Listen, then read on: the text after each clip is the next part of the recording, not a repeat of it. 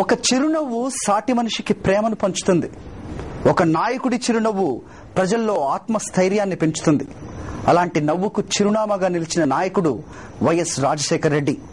YS కుటుంబం నుంచి రాష్ట్ర ప్రజల కోసం సాగిన 3 ప్రస్థానంలోనూ మాట, బాట, ఆత్మీయతతో పాటు ఒక చిరునవ్వు కూడా కొనసాగింది.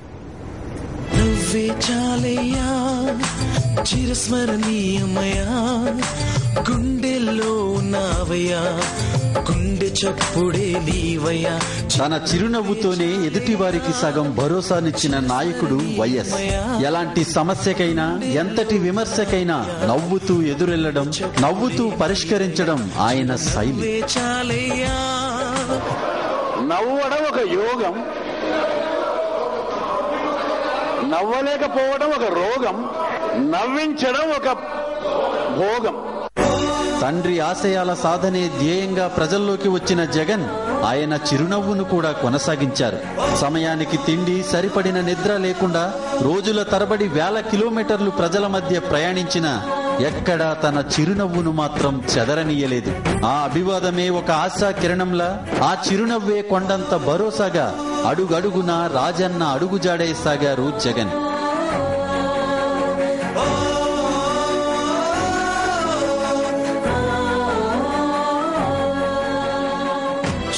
అన్న ప్రతినిధిగా మరో ప్రజా ప్రస్థానానికి శ్రీకారం చుట్టిన షర్మిల కూడా అదే చిరునవ్వును, భరోసాను కొనసాగించారు.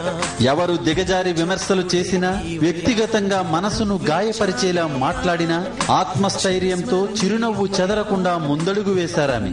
కాలికి గాయమై బాధిస్తున్నా, ఎండలు మండుతున్నా, జోరున వర్షం కురుస్తున్నా సరే ఆమె ప్రస్థానం ఆగలేదు.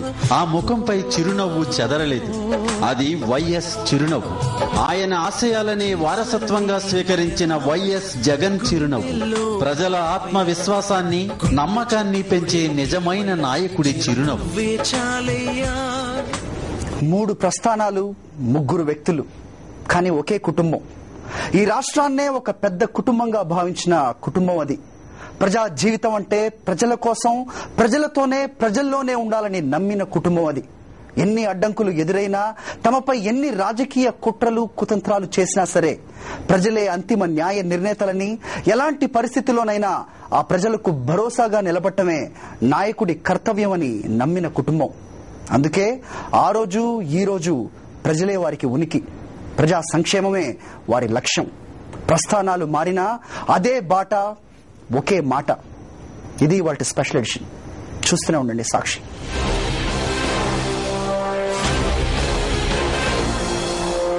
అక్కలు, చెల్లెళ్ళు, అన్నలు, తమ్ముళ్ళు మీరందరూ చూపించిన ఆదరాభిమానాలకు ఎన్ని జన్మలెత్తినా కూడా ఈ రుణాన్ని నేను తీర్చుకోలేనని చెబుతూ